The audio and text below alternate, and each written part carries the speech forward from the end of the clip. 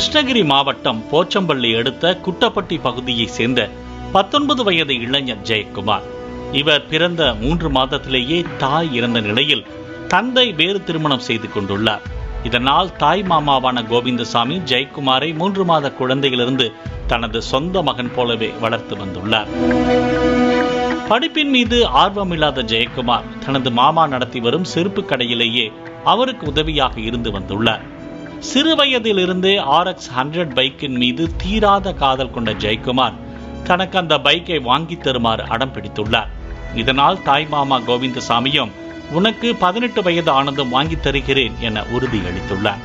தனக்கு எப்போது 18 வயது ஆகும் என ஒவ்வொரு நாளும் ஆசையோடு எண்ணி காத்திருந்துள்ளார் ஜெயக்குமார். 19 வயது நிரம்பிய ஜெயக்குமார் அண்மையில் கிருஷ்ணகிரியில் உள்ள தனியார் 2 வீலர் கன்சல்டிங் ஒன்றில் பழைய ஸ்கிராப்பில், அதாவது கிட்டத்தட்ட உயிரிழந்த யமஹா RX 100 பைக்கை குறைந்த விலைக்கு வாங்கியுள்ளார். பைக்கை தனது ரசனைக்கு ஏற்ப ஆல்டர் செய்ய முடிவு செய்த அவர் ஒவ்வொரு பாகங்களையும் தேடி தேடி வாங்கி கிட்டத்தட்ட 1.5 லட்சம் ரூபாய் செலவு செய்து வாகனத்தை சிவப்பு நிறத்தில் பளபளவென மாற்றியுள்ளார்.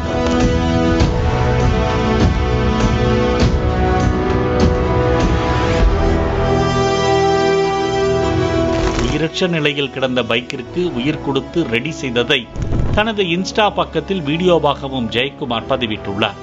கடந்த மே மாதம் 31ஆம் தேதி கோவிலில் பைக்கிற்கு மாலையுடன் பூஜை செய்து பின்னர் பைக்கை ஓட்ட ஆரம்பித்துள்ளார்.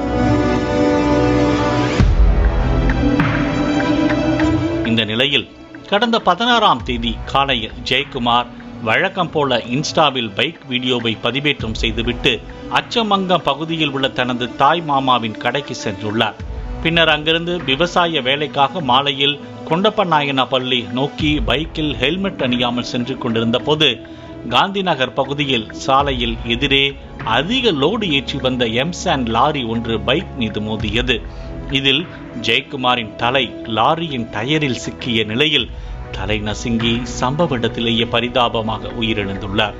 பின்னர் தகவல் அறிந்து வந்த பர்கூர் போலீசார் உடலை மீட்டு பிரேத பரிசோதனைக்காக கிருஷ்ணகிரி அரசு மருத்துவக் கல்லூரி மருத்துவமனைக்கு அனுப்பி வைத்தனர். பைக் வாங்கி கொடுத்த 1.5 மாதத்தில் ஜெயக்குமார் உயிரிழந்ததை அறிந்த அவரின் தாய் மாமாவும் குடும்பத்தினரும் கண்ணீர் மல்க கதறி துடித்தனர்.